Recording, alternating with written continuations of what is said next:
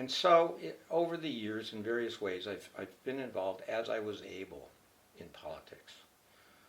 Um, in '67, I left parish work and got involved in ultimately the career that led me to become a development officer. But in those very first years, in '68,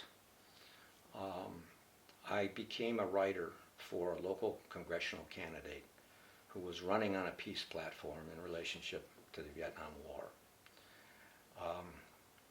And while our candidate did not win, that experience cemented even further for me the realization that I was committed to democratic politics. That it seemed to me that there is a sense among Democrats that equal opportunity is a value that is to be pursued continually. It's a little hard for me to put it together necessarily in any real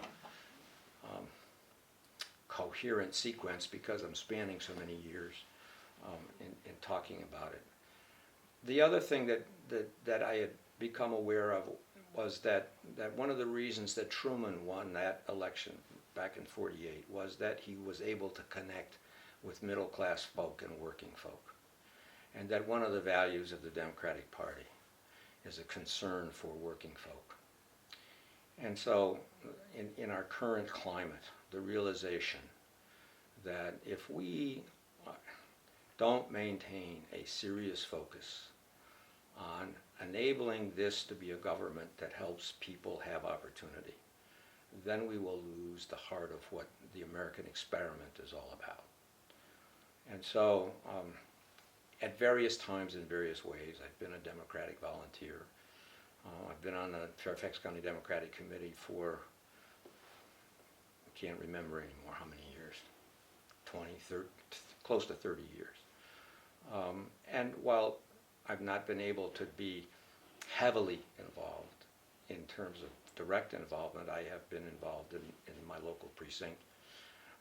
And I've had the opportunity also, because my wife is an intensely involved volunteer, basically to be kind of a support person and a backup person for a lot of her activity as well. But democratic principles, interestingly enough,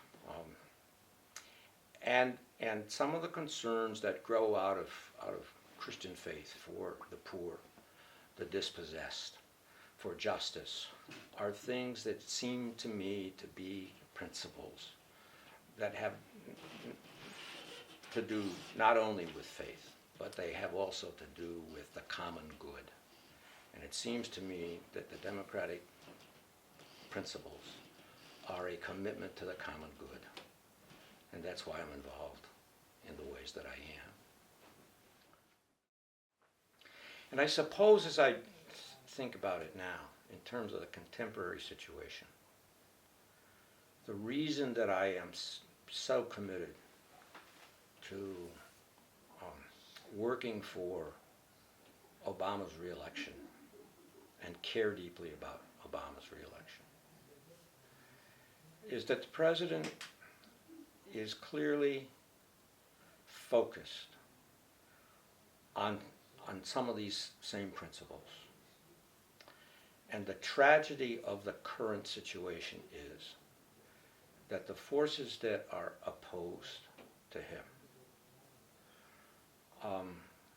seem to have adopted a worldview or a view of the nature of what America ought to be that is radically different from what the dream for America was in terms of a new kind of government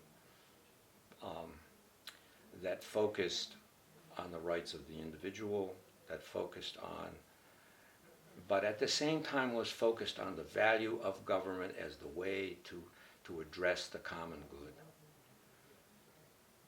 And there, I think, is today an effort to disparage government as a useful way to create the betterment of our community and our communities. And so I think this election is a classic battle between two distinctly different ideologies. Unfettered capitalism, I think, has the capacity to create such class distinction in this country that we will have, as we do now, but might have forever, a permanent, true underclass. And so the whole issue of the way in which our current political life bears on the issue of poverty and wealth in this country is just critically important in this next election.